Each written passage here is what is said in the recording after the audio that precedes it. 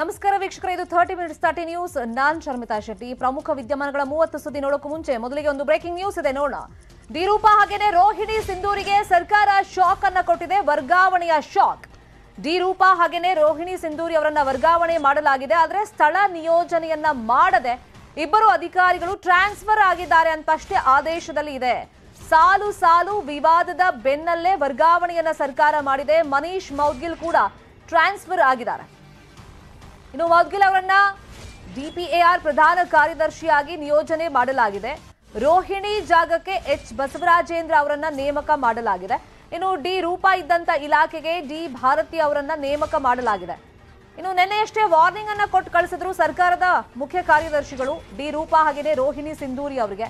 ಇದು ಹೀಗೆ ಕಂಟಿನ್ಯೂ ಆಗ್ತಾ ಇದ್ರೆ ಮುಂದೆ ನಿಮ್ಮ ಆಕ್ಷನ್ ಅನ್ನ ತಗೊಳ್ಬೇಕಾಗುತ್ತೆ, ಕ್ರಮವನ್ನ ಕೈಗೊಳ್ಳಬೇಕಾಗುತ್ತೆ ಅಂತ ಹೇಳಿ. ಮತ್ತೆ ಮೀಡಿಯಾ ಮುಂದೆ ಯಾವುದೇ ಸ್ಟೇಟ್ಮೆಂಟ್ ಅನ್ನ ಕೊಡಬಾರದು. ನಿಮ್ಗೆ ಏನೇ ಸಮಸ್ಯೆ ಇದ್ರೂ ಕೂಡ ಅದಕ್ಕೆ ಸೂಕ್ತ ವೇದಿಕೆ ಇದೆ, ನಮ್ಮ ಗಮನಕ್ಕೆ ತನ್ನಿ, ಸರ್ಕಾರದ ಗಮನಕ್ಕೆ ತನ್ನಿ.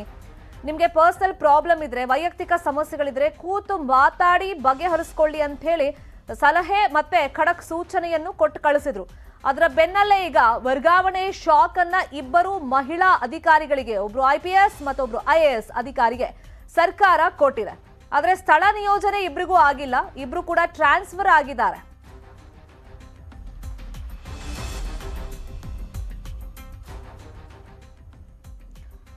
ಈಗ ಸರ್ಕಾರ ಯಾವ ತರ ಕ್ರಮವನ್ನ ಕೈಗೊಳ್ಳಬಹುದು, ಹಾದಿ ಬೀದಿಲಿ ರಂಪಾಟ ಮಾಡ್ತಾ ಇದ್ದಾರಲ್ಲ ಮಹಿಳಾ ಅಧಿಕಾರಿಗಳು ಅಂತ ಹೇಳಿ ಜನಸಾಮಾನ್ಯರಲ್ಲೂ ಒಂದು ಕುತೂಹಲ ಇತ್ತು. ಯಾವಾಗ ಬ್ರೇಕ್ ಹಾಕುತ್ತೆ ಇದಕ್ಕೆಲ್ಲ ಸರ್ಕಾರ ಅಂತ ಹೇಳಿ. ನಿನ್ನೆ ಸರ್ಕಾರದ ಮುಖ್ಯ ಕಾರ್ಯದರ್ಶಿಗಳು ಒಂದು ಎಚ್ಚರಿಕೆ ಮತ್ತೆ ಸೂಚನೆಯನ್ನ ಕೊಟ್ಟಂತ ಬೆನ್ನಲ್ಲೇ ಇದೀಗ ಟ್ರಾನ್ಸ್ಫರ್ ಅನ್ನ ಮಾಡಲಾಗಿದೆ. ಸಾಲು ಸಾಲು ವಿವಾದದ ಬೆನ್ನಲ್ಲೇ ವರ್ಗಾವಣೆಯಾಗಿದೆ. ಇನ್ನು ಮನೀಶ್ ಮೌದ್ಗಿಲ್ ಅವರು ಕೂಡ ಟ್ರಾನ್ಸ್ಫರ್ ಆಗಿದ್ದಾರೆ.